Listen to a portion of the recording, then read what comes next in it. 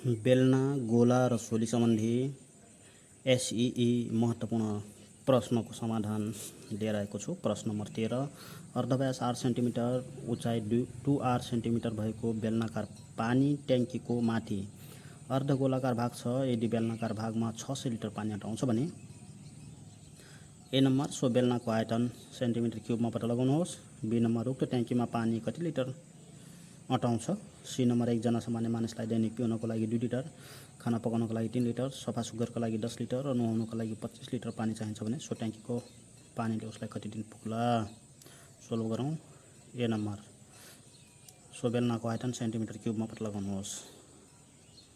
बेलनाको आयतन बराबर यो बेलनामा कति लिटर पानी अटाउँछ। क्वेसनले दिएको छ 600 लिटर। 600 लिटर लाई सेन्टिमिटर क्युबमा पत्ता लगाउनुहोस् भनेको छ। 600 इन्टु 1000 किनकि 1 लिटर बराबर 1000 सेन्टिमिटर क्युब हुन्छ। 1000 सेन्टिमिटर क्युब बराबर 6 लाख सेन्टिमिटर क्युब यो आन्सर भयो। बी नम्बर उक्त ट्याङ्कीमा कति लिटर पानी अटाउँछ। दिएको ठोसको आयतन बराबर अर्धगोलाको आयतन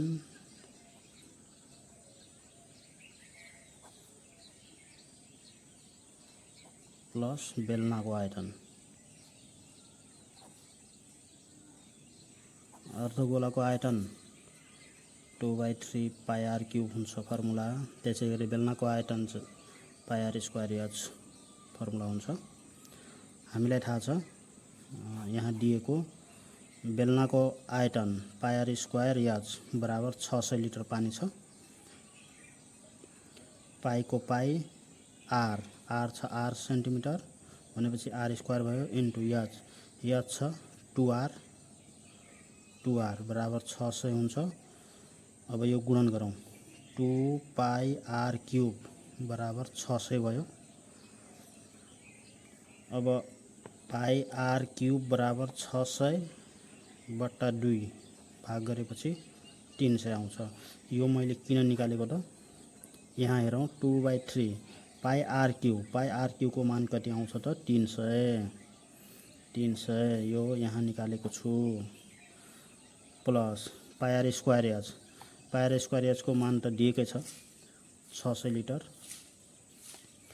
क्यान्सल गरौँ। 3 1 3 100 इन्टु 2 200 प्लस 600 बराबर 800 लिटर। देयरफोर दिएको ट्याङ्कीमा ट्याङ्कीमा 800 लिटर पानी अटाउँछ। अब आयो सी नम्बर। एकजना मानिसलाई दैनिक खपत बराबर 2 litre plus 3 litre plus 10 litre plus 25 litre जम्मा कति लिटर भयो 2 र 3 5 10 15 25 40 लिटर। अब हेरौँ 40 लिटर पानी खपत हुन्छ बराबर 1 दिनमा। 1 लिटर पानी खपत हुन्छ बराबर 1/40 दिनमा। जम्मा ट्याङ्कीमा कति पानी अटाउँछ 800 लिटर। 800 लिटर पानी खपत हुन्छ बराबर 1/40 इन्टु 800 दिनमा। कमन 0 क्याल्सियम 4 2 8 20 एकम 20 दिनमा। देयरफोर उक्त ट्याङ्कीको पानी 20 दिनसम्म खपत हुन्छ।